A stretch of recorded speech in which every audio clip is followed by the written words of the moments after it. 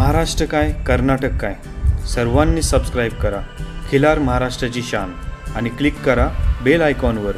Enjoy.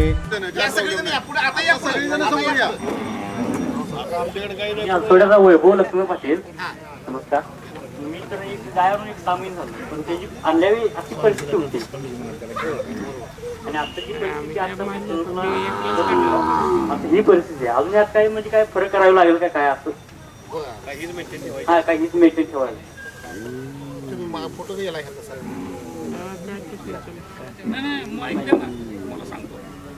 आपण जी गाय बाजारामधून आणतो किंवा बाहेरच्या ठिकाणाहून आपल्याला जेव्हा गायी मिळतात तेव्हा तिचा सांभाळ जर चांगला करायचा असला तर आपल्या खिलारच्या दृष्टीनं जर आपण विचार केला तर तिला दररोजच्या आहारामध्ये वाळलेला कडबा हा गरजेचा असतो. साधारणतः 7 किलो पर्यंतचा वाळलेला कडबा हा कुट्टी करून आणि त्याच्याबरोबर हिरवा चारा जो की साधारणतः 15 ते 18 किलो कुट्टी करून आपल्याला द्यावा लागतो. अशा प्रकारचा दोन्ही चारा एकत्रित कुट्टी करून जर दिला तर आपल्याला चाऱ्याची तिची जी गरज आहे तर ती पूर्ण होत राहते. जेव्हा गव्हाणी मधला टाकलेला कुट्टी संपलेली असते तेव्हा पुन्हा कुट्टी टाकायची असते, ही आपली जबाबदारी असते.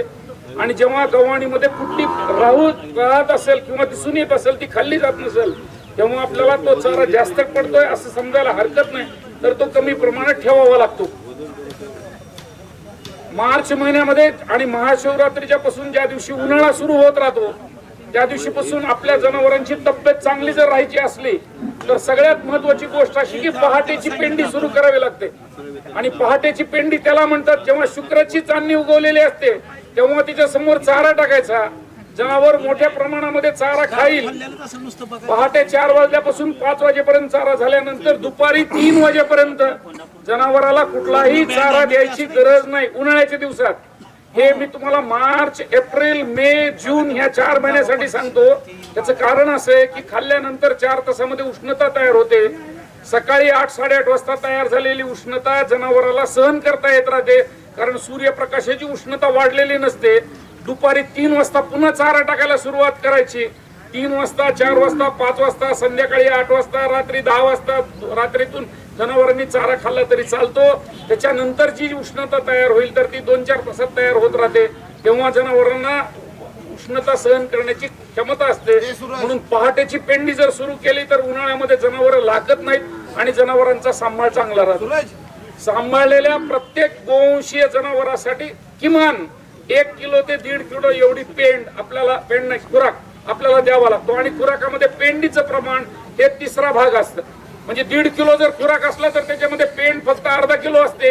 एवढी गोष्ट लक्षात ठेवायची. बाकीच्या ज्या गोष्टी आहेत तर त्या पीठ आहेत, डाळी आहेत, त्याच्यानंतर टरफला आहेत, त्याच्याबरोबर असलेला गुळ आहे, मीठ आहे आणि क्षार पावडर आहे.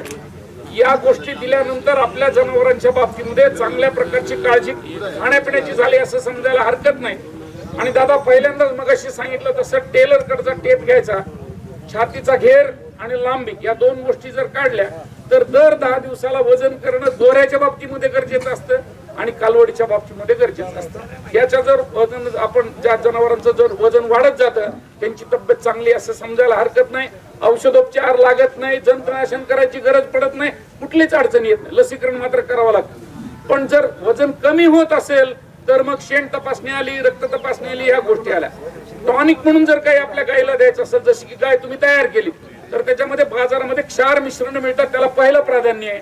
सगळ्यात सोपी गोष्ट जनावरांना देता येण्यासारखी अंगामध्ये शक्तीसाठी म्हणजे गुळ आहे. आणि हा गुळ नेहमी 2 नंबरचा, काळा, मागच्या वर्षीचा आणि स्वस्तातला. पुन्हा एकदा सांगतो, 2 नंबरचा, काळा, मागच्या वर्षीचा आणि स्वस्तातला द्यायचा असतो. सेंद्रिय गुळ, महागाचा गुळ द्यायचा नाही. जनावरांच्या बाबतीमध्ये जर रोज 100-150 ग्रॅम गुळ मिळत असेल तर त्याला ऊर्जा चांगल्या प्रकारे मिळते कारण रक्तामध्ये ग्लुकोज, त्याला साखर मिळत राहते.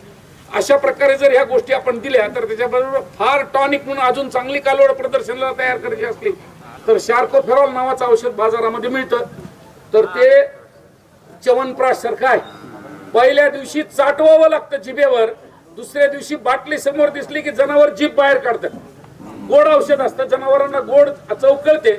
त्याच्यामुळे शार्कोफेरॉलचं जर औषध रोज एकदा चाटवायला सुरुवात केली तर क्षार मिश्रणासारखी त्याच्यामधली जी काही घटक आहेत त्याच्यातून जनावरांची तब्येत चांगली होत राहते. चांगल्या प्रकारे जनावर आपल्याला सांभाळता येत राहतं. तुम्ही जे काही काम केलेलं आहे, तुमची जी गाय ज्याच्या फासळ्या दिसत होत्या त्याच्यातून तुम्ही जी एक दष्टपुष्ट गाय तयार केलेली, तर तशी गाय सांभाळण्यालाच महत्व आहे. म्हणून अशा प्रकारची चांगली गाय सांभाळायची. आणि जर कधी अडचण आली तर मग आपण जवळच्या पशुवैद्यकीय अधिकाऱ्याशी संपर्क साधायचा. धन्यवाद. खिल्लार महाराष्ट्राची शान